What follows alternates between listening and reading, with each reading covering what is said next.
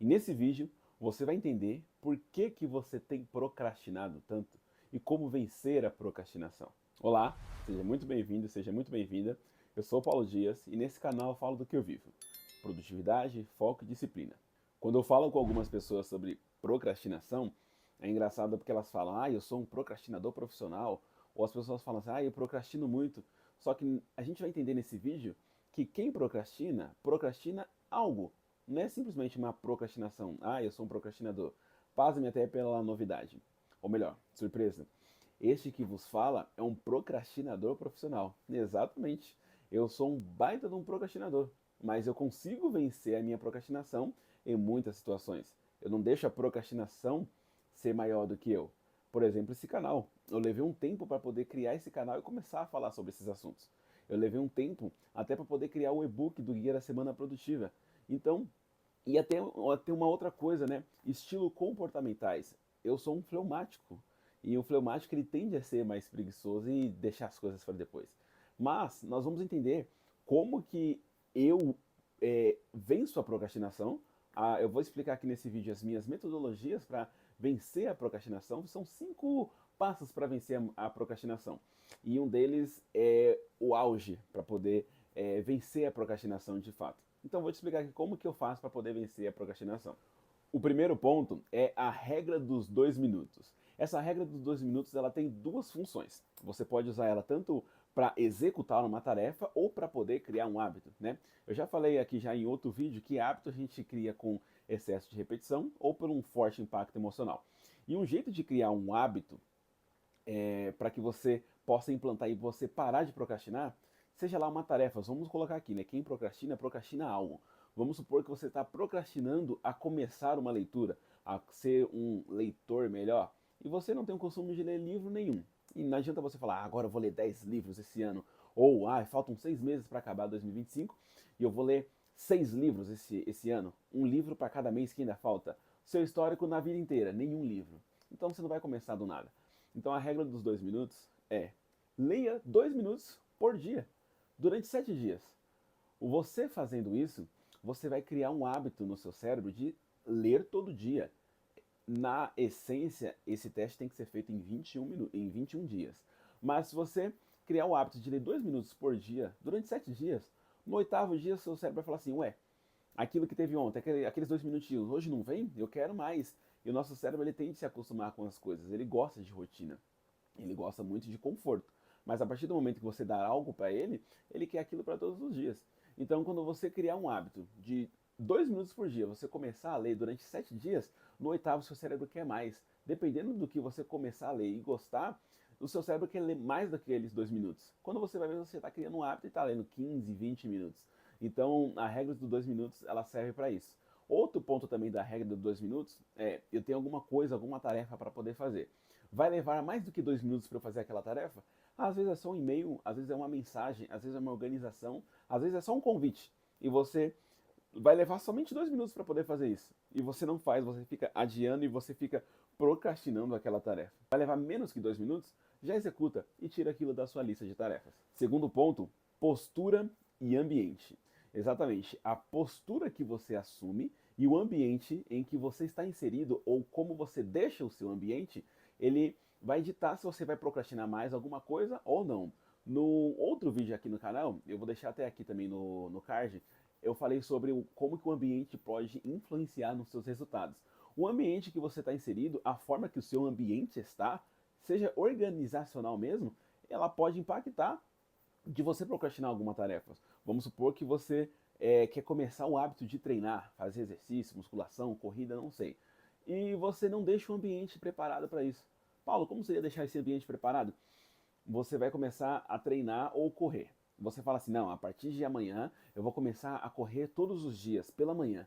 Só que você não sabe onde está o seu tênis de corrida, não sabe onde está a sua roupa de treinar, ou o suplemento que você vai tomar antes, vai comer uma banana, se vai levar algum gel, não sabe onde está nada. No dia seguinte você fala assim: eu vou correr às 7 horas.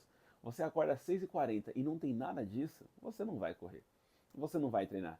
Então você deixar o ambiente preparado para que você execute a tarefa é muito mais propício de você realmente executar aquela tarefa. Então, na noite anterior, você deixou o tênis já organizado, deixou a roupa, deixou ali o suplemento do lado da cama. Na hora que você acorda, você olha para o lado, você fala, tá tudo aqui, vai ser mais difícil eu procrastinar isso. Então, você deixa o ambiente de uma maneira que ajude a você não procrastinar aquela tarefa. Terceiro ponto, e esse eu diria que é o mais importante, clareza no objetivo. O Tony Robbins, ele fala uma coisa muito interessante que é clareza é poder. E se você não tem clareza no que você quer ou no que você está procrastinando, você não vai conseguir executar aquela tarefa e não vai deixar de procrastinar aquilo. Um exemplo bem claro disso, e é por isso que eu falo que ele é o mais importante, é para que você tenha clareza naquilo que você precisa executar e parar de procrastinar, aquilo tem que estar na sua agenda. E se aquilo não está na sua agenda, você não vai conseguir executar. Você não irá executar aquela tarefa. Então é muito simples, é tirar do post-it e colocar na sua agenda. Vamos supor que seja agora o hábito de é um relatório que você precisa fazer. Ou às vezes é um resumo de alguma coisa. E você fala, eu tenho que fazer aquele resumo. E deixa marcado ali no post-it. Coloca no monitor, fazer o resumo da reunião tal. E você não faz aquele resumo. Aí passa dia, você fica só procrastinando aquilo. No momento que você fala, não, eu tenho que realmente executar essa tarefa. Você lista ela, fazer o resumo da reunião tal. E você pega aquela tarefa e fala assim, eu vou colocar na minha agenda. Então, na terça-feira, das 4 às 5 horas, eu vou fazer o resumo da reunião. Já era. Nada vai te impedir de fazer aquilo. Você criou um compromisso com você mesmo, que na terça-feira, às 4 horas, você vai fazer o resumo daquilo. E agora, se quando dá na terça-feira e você não faz aquilo, das 5 horas você fala, não fiz o resumo, procrastinei de novo. Mas a sua sensação de culpa vai ser pior porque você falou que iria fazer e não cumpriu com a sua palavra. Então, por isso que eu criei também um e-book que é o Guia da Semana Produtiva.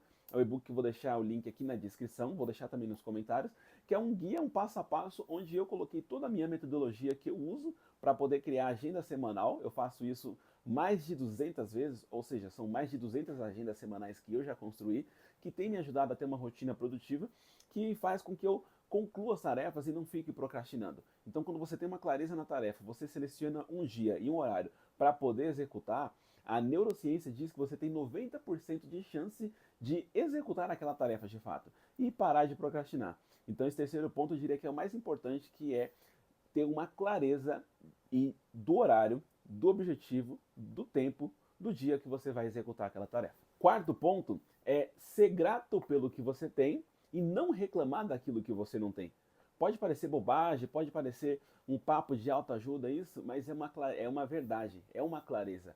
E isso ajuda até mesmo para que você não tenha depressão ou fique cabisbaixo. Porque a gente tem de reclamar por aquilo que a gente não tem. Às vezes a gente quer algo diferente e fica almejando, seja um carro melhor, seja morar em algum lugar melhor, seja algum equipamento melhor, qualquer coisa. Você fica almejando aquilo. Nós temos que realmente almejar a melhoria contínua. Só que se você só pensa naquilo que você não tem, você vai deixar de ser grato por aquilo que você já tem. E isso é até mesmo bíblico. Se você não agradece as coisas que Deus já te entregou, Ele não vai querer te dar outras coisas ou te abençoar mais. Então, se você está vendo esse vídeo, você tem um celular, você provavelmente, se está em um computador, você tem um computador, você provavelmente vai fazer mais uma refeição hoje, ou já fez, dependendo do horário que você está vendo esse vídeo, e você também está com uma roupa confortável. Então, você tem muitos motivos para poder agradecer. Eu só nesses 10 segundos aqui de vídeo eu te falei de tantas coisas que você tem para agradecer. Existe até um louvor que fala quantas bênçãos nós temos, né? Se for agradecer por todas, vai ver que temos incontáveis bênçãos. Nós somos sim abençoados todos os dias por Deus. Nós temos muitos motivos para agradecer e nenhum motivo para reclamar. Eu assisti um filme até recentemente, onde uma das mensagens do filme, a pessoa falava assim, ó, existe sempre alguém em uma situação pior do que você. Não para a gente fazer um comparativo de quem está sofrendo mais, quem está pior, mas sempre terá alguém numa situação pior, exatamente. Mas olha para tudo que você tem. Seja grato, porque às vezes a gente fica almejando aquilo que a gente não tem e acaba não executando, não saindo do lugar, não fazendo nada de fato. E isso faz com que a gente procrastine. Vou dar o um exemplo aqui de um carro. Você quer ter um carro mais tecnológico ou até mesmo um carro elétrico, nós estamos na onda dos carros elétricos, e você fica almejando isso. Ah, eu quero ter aquele carro. Só que às vezes você já tem um carro a combustão, às vezes você tem até uma moto ou algo do tipo e você não valoriza aquele item. Então, se você não for grato pelo aquilo que você já tem, você nunca terá algo melhor, né? É como se diz a parábola dos talentos que está na Bíblia também. Aquele que é fiel no pouco será colocado no muito. Aquele que é infiel no pouco não vai ter o muito também. E o quinto passo é foco no longo prazo. Um amigo meu me falou uma coisa interessante: ninguém tropeça em montanha, a gente tropeça em pedras pequenas. Então nada é por acaso, nada é do nada. A gente começa pequeno para que seja algo grandioso lá na frente. E o foco no longo prazo é justamente isso. De novo, trazendo aqui o exemplo da leitura. Ah, eu quero ser um leitor assíduo. Eu, por exemplo, costumo ler em média 10 livros por ano. Esse ano eu estou um pouco devagar, até o momento acho que eu li 5 ou 6, se eu não me engano, mas eu tenho melhorado isso. Só que a pessoa que nunca leu na vida, ela fala, não, vou começar a ler, vou ler um livro por mês. E quando ela vai ver, ela não finaliza nenhum livro durante o ano. A minha mãe mesmo ficou feliz recentemente porque aos quase 60 anos de idade ela leu o primeiro livro dela inteiro. Então, para você ver que realmente leva tempo essa construção a longo prazo. Então, o foco no longo prazo é justamente isso. Foco no longo prazo, mas não deixando de agir no curto prazo. Então, para que eu possa virar um leitor assíduo, um leitor que lê um livro por mês, ou até mesmo 2 livros por mês, eu preciso primeiro começar. Então, por isso eu volto lá na primeira regra dos 2 minutos. Começa lendo 2 minutos diário, todos os dias, mesmo no domingo. Se são todos os dias, domingo também é um dia, né? Senão seria de segunda a sábado ou de segunda a sexta. Por isso que é todos os dias, um hábito diário. Mas quando você começa com 2 minutos, você vai evoluindo. Quando você vê, você está lendo por meia hora, está lendo por 40 minutos, quiçá 1 hora por dia. Mas você focou no longo prazo, mas começou no curto prazo. Então, o que é o sucesso? O sucesso é a repetição de pequenas atitudes diárias vencidas todos os dias. Existem outras pessoas também que falam que sucesso é você fazer aquilo que você falou que faria. E se você falou que iria começar lendo 2 minutos por dia e fez isso, você teve um sucesso. Se você começa a aumentar esse nível, você tem sucesso nisso. E quando você começa a construir isso no curto prazo, no longo prazo, que leve 6 meses para que você possa desenvolver esse hábito, você teve sucesso naquilo. Então, essas são as 5 regrinhas básicas para que você vença a procrastinação, para que você pare de procrastinar e tenha clareza realmente no que é o seu objetivo. Eu espero que essas dicas tenham te ajudado. Não deixe de se inscrever aqui no canal, não deixe de deixar a sua curtida, que semanalmente eu vou estar aqui trazendo novidades para vocês, trazendo coisas que podem te ajudar a ir para um próximo nível. Nos vemos no próximo vídeo.